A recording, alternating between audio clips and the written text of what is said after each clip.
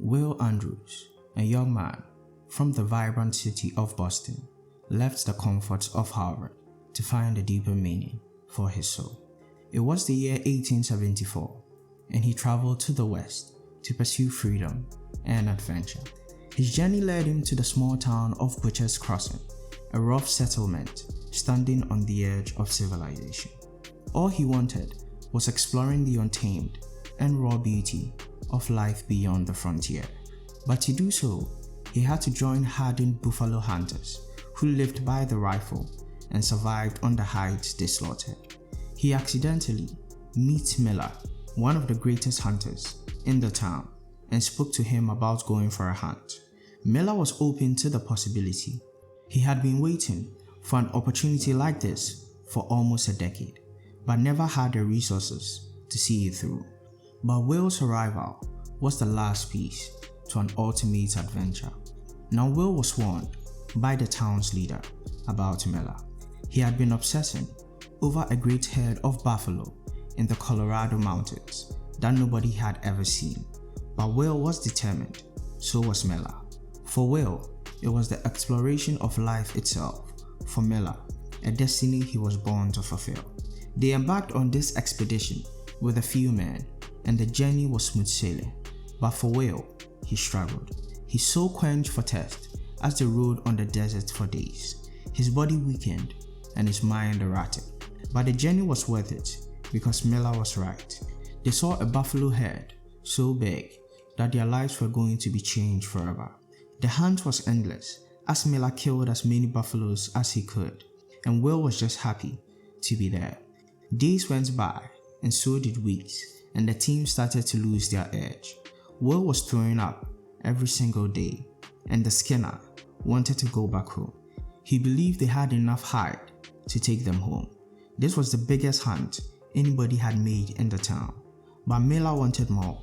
He had waited so long for this moment, and he was going to kill 100,000 buffaloes if he had to. They went with what Will said, since he was the sponsor of the trip, and Will was always siding with Miller until something in him broke. A journey supposed to last 3 weeks lasted 6, and Will could not take it any longer. He scared the buffs away, which made Miller furious, and he was right to do so because they faced the most terrifying blizzard shortly after. But now, it was a little too late. Miller's obsession had cost them their path back home. 6 weeks turned into 6 months of extreme cold and a hopeless Will. He dreamed of the life he could be having as he sheltered himself under skin hide, and the rest of the team tried to kill each other, filled with rage and hunger. The American dream of hope died on the journey to the West. This was the beginning of the end. Miller had to kill his longtime friend Charles for poisoning the skinner, and that broke his heart, but he was ready to give up anything for the biggest payday of his life. The winter cleared, and they were ready to go home.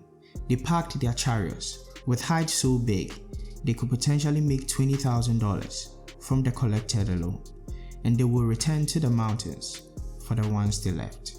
The skinner warned Miller that the hides they collected could not survive the mountains, a notion he blatantly rejected, and the skinner lost his life for it. And now there was just 2 left. They went back to Butcher's Crossing to get reinforcement to collect their work on the mountains, but they came back to a devastated town. The buffalo business was dead, and the town had been depleted. All this work was for nothing, and Miller was frustrated, acting irrationally, but Will stopped him. In the last scene, Miller was so devastated, he burned down the hides left and fled the town. Will followed suit, leaving the town as well, riding a horse into the silence of the mountains, realizing that there was no life beyond. Moral of the story: what doesn't make you stronger kills you.